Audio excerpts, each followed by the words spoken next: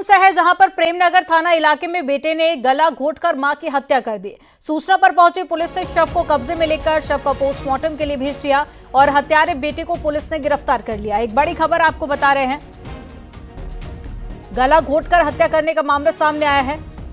हत्यारे बेटे को पुलिस ने गिरफ्तार कर लिया है और साथ ही शव को पोस्टमार्टम के लिए भेज दिया है। साथ ही आगे की जांच पड़ताल भी शुरू कर दी है।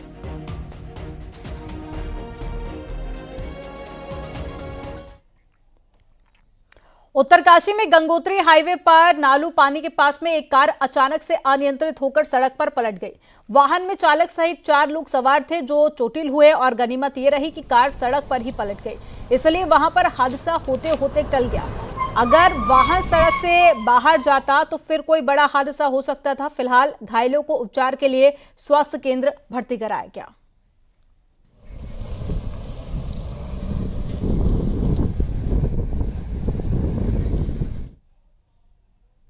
रुद्रप्रयाग से बड़ी खबर है, जहां पर गुप्तकाशी मयाली हाईवे पर कल रात पांचुड़ा गांव के पास में एक डंपर बेकाबू होकर गहरी खाई में गिर गया और इस हादसे में 2 लोगों की मौके पर ही मौत हो गई। सूचना पर पहुंची पुलिस और साथ ही डीडीआरएफ ने शवों को खाई से बाहर निकाला। बताया जा रहा है कि दोनों मृतक जखोली इलाके के रहने वाले थे।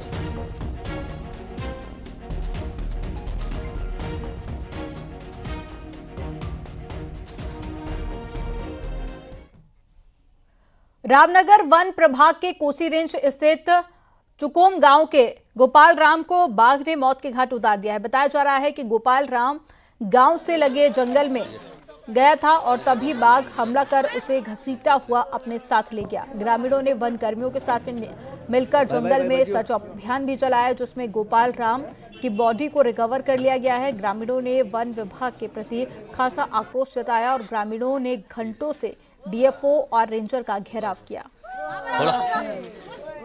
बस यहीं रखो। जो है गोपाल राम जो है नित्य क्रिया करने के लिए जंगल के पास में गए थे और उसी बीच में टाइगर से मुठभेड़ हुआ उनका और टाइगर उनको खींच करके लगभग 200 मीटर जंगल की ओर ले गया, जहां पर बॉडी जैसे सूचना मिली वन विभाग की टीम पहुंची और बॉडी को रिकवर किया। अब बॉडी को इस समय पीएम के लिए लाया गया है।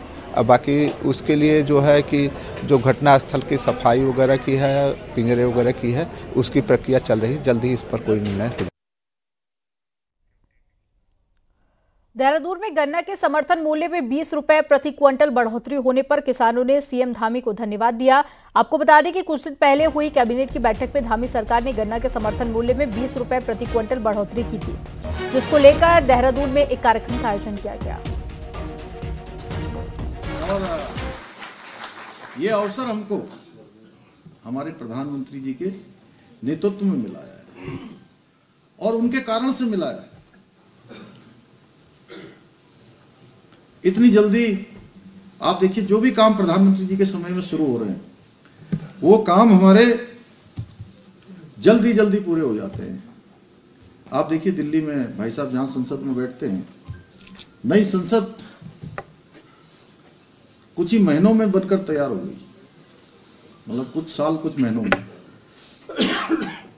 जो लोग सोच रहे थे पहले के समय में काम शुरू तो होते थे, योजनाएं शुरू होती थी अनिल जी, लेकिन वो योजनाएं पूरी नहीं होती थी। शिलान्यास हो जाते थे, लोकार्पण नहीं होते थे। संसद बनकर तैयार हो गई। ये लोग पहले कहते थे कुछ लोग कि अरे कहां राम मंदिर नहीं बन सकता, बनेगा ही नहीं। कोर्ट में लगा देते थे, अर्जी लगा देते थे, कभी ताला लगवा देते थे, कभी कार सेवकों पर, राम भक्तों पर, राष्ट्र भक्तों पर लाठी। उससे फिर पहले था त्रेता, जब भगवान राम पैदा हुए थे। तो हम सब लोगों को भी इन हजारों सालों के बाद भगवान राम के उसी युग में जीने का अवसर मिल गया। उसी युग, राम युग की शुरुआत हो गई जो त्रेता युग में था। और ये अवसर हमको हमारे प्रधानमंत्री जी के नेतृत्व में मिला है और उनके कारण से मिला है। इतनी जल्दी आप देखिए, जो भी काम प्रधानमंत्री जी के समय में शुरू हो रहे हैं वो काम हमारे जल्दी जल्दी पूरे हो जाते हैं। आप देखिए दिल्ली में भाई साहब जहां संसद में बैठते हैं, नई संसद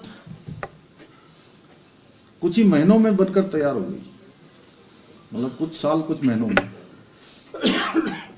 जो लोग सोच रहे थे पहले के समय में काम शुरू तो होते थे, योजनाएं शुरू होती थी अनिल जी, लेकिन वो योजनाएं पूरी नहीं होती थी।